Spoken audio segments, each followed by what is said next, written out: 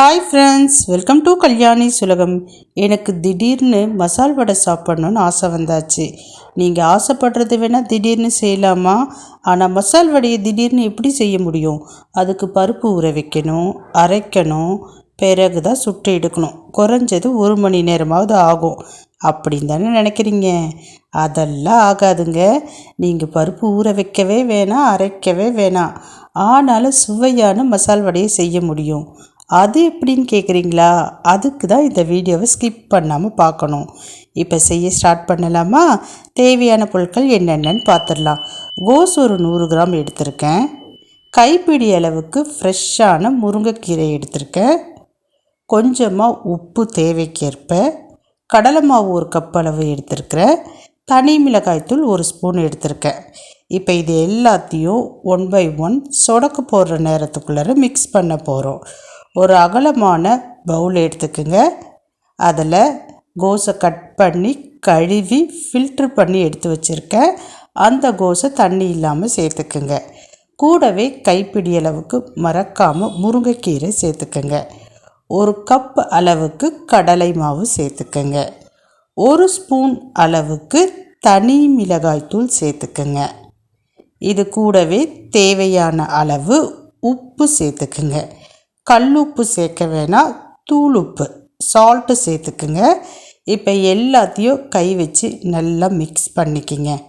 இப்போ வீடியோவில் காமிச்சிருக்கேன் பாருங்கள், அந்த மாதிரி முதல்ல மிக்ஸ் பண்ணிக்கிங்க. பிறகு கொஞ்சமாக தண்ணி சேர்த்தா போதும். ஒரு 2 டேபிள் ஸ்பூன்லேருந்து 3 டேபிள் ஸ்பூன் அளவுக்கு தண்ணி சேர்த்தா போதும். ஏன்னா கோஸ்லேயே கண்டிப்பாக தண்ணி ஊறும். அதனால் 2 டேபிள் ஸ்பூன்லேருந்து 3 டேபிள் ஸ்பூன் அளவுக்கு தண்ணி சேர்த்தா போதுமானதாக இருக்கும். முதல்ல தண்ணி இல்லாத மாதிரி தான் இருக்கும். ஆனால் நம்ம மிக்ஸ் பண்ண கரெக்டான பதத்துக்கு வந்துடும். அதனால் தண்ணி அதிகமாக சேர்க்காதீங்க. பாருங்கள், கையில் பிடிச்சிங்கன்னா இந்த பக்குவத்துக்கு வரணும். இப்போ மாவு ஃபுல்லாக ரெடி ஆகிடுச்சு. ஸ்டவ் ஆன் பண்ணி கனமான கடாய் வச்சுக்கலாம். அதில் எண்ணெய் சேர்த்துக்குங்க.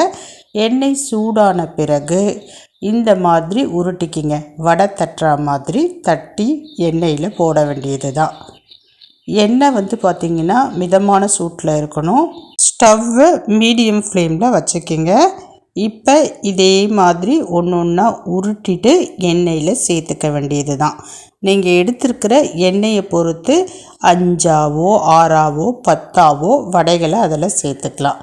பாருங்கள், இந்த மாதிரி வடையை நம்ம தட்டி போட வேண்டியது தான். ரொம்ப ரொம்ப சுலபமாக இருக்கும், ரொம்ப ருசியாகவும் இருக்கும் இந்த வடை. இந்த வடை செய்கிறதுக்கு நீங்கள் 1 மணி நேரம் 2 மணி நேரம் காத்திருக்க வேண்டியதில்லை, பருப்பு ஊற வைக்க வேண்டியதில்லை, அரைக்க வேண்டியது இல்லை. சொடக்கு போடுற நேரத்துக்குள்ளார ருசியான மசால் வடையை செஞ்சிடலாம். சாப்பிட்டு பார்த்தீங்கன்னு வச்சுக்கிங்களேன், இதுக்கப்புறம் நீங்கள் கடலைப்பருப்பு மசால் வடை செய்யவே மாட்டீங்க, கடலை மாவு மசால் வடை தான் செய்வீங்க.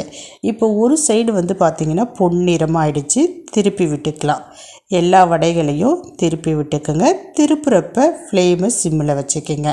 மறுபடியும் மீடியம் ஃப்ளேமுக்கு மாற்றிடுங்க. இப்போ நான் எல்லா வடையையும் திருப்பி போட்டுட்டேன்.